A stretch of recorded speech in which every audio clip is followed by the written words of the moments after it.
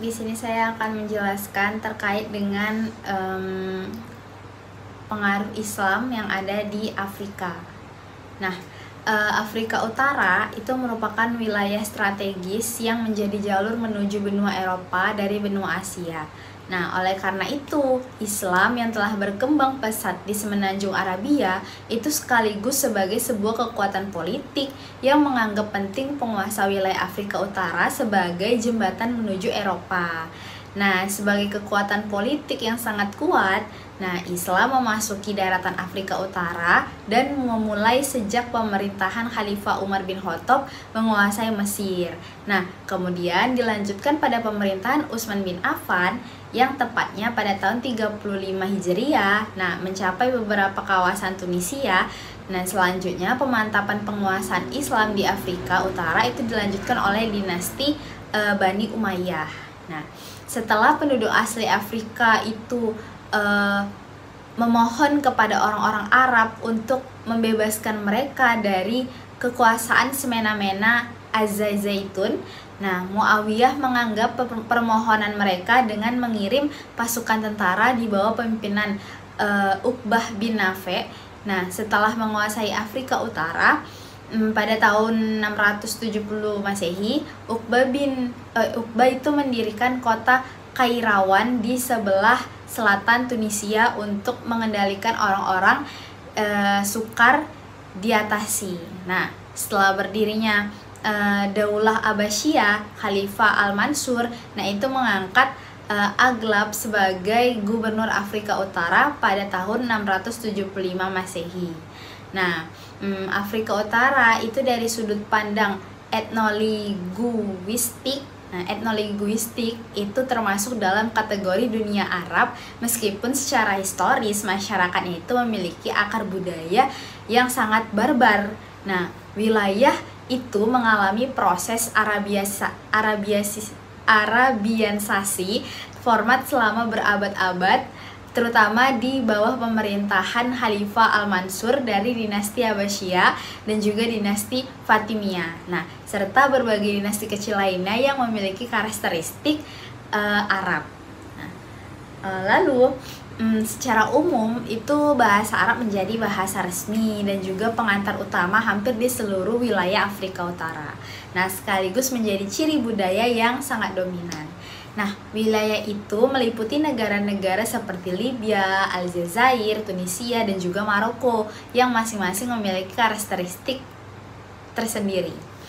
Nah, yang pertama itu ada di Aljazair. Nah, dengan populasi sekitar 12,3 juta jiwa, dan juga dengan ketinggian yang sangat bervariasi, yaitu antara 167 kaki di bawah permukaan laut hingga 3002 meter. Nah, Aljazair itu menggunakan bahasa Arab, Prancis, dan juga Berber sebagai bahasa utama. Nah, mata uang yang digunakan adalah dinar Aljazair.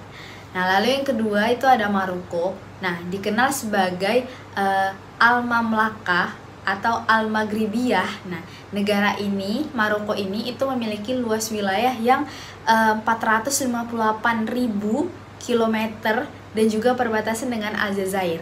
Nah, penduduknya itu berjumlah sekitar 28 juta jiwa dengan lebih dari 94% itu beragama Islam Sunni.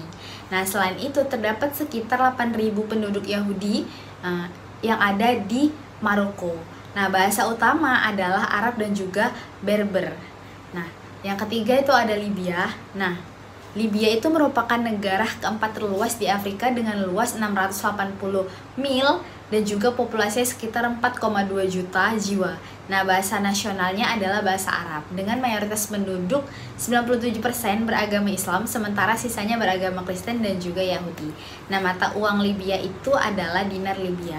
Nah, yang keempat itu ada Tunisia, yang dimana negara ini tuh berbatasan dengan Libya dan juga Aljazair.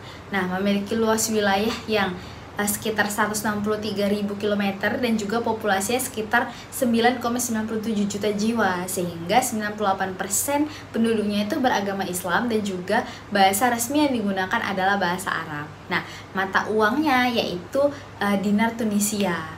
Nah, wilayah-wilayah ini itu menunjukkan karakteristik unik yang mencerminkan perpaduan budaya Arab dengan Berber serta dominasi Islam sebagai agama mayoritas.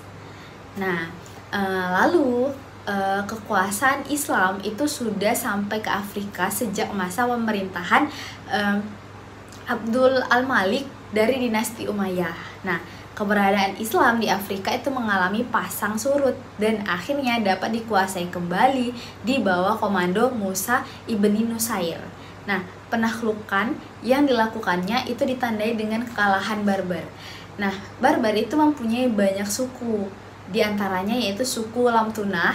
Nah, suku itu oleh Torik itu ditempatkan di Tanjah.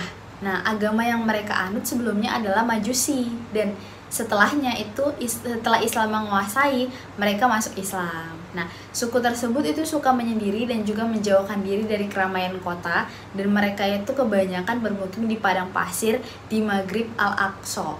Nah, suku ini tuh kemudian lebih terkenal dengan sebutan Al-Murabitun. Nah, dinasti Al-Murabitun dalam perjalanan yang merupakan dinasti yang unik. Nah, dinasti tersebut itu dalam keagamaan dan juga keberadaan dinastinya itu diakui karena mempunyai wilayah yang luas meliputi seluruh Afrika dan juga Spanyol. Nah, kajian ini tuh dimaksudkan untuk mendeskripsikan dinasti Al-Murabitun, terutama membahas pembentukan, kejayaan, kemunduran, dan juga kehancuran. Nah, mungkin itu saja dari penyampaian saya terkait dengan Islam yang ada di Afrika. Nah, semoga videonya itu bisa bermanfaat. Terima kasih.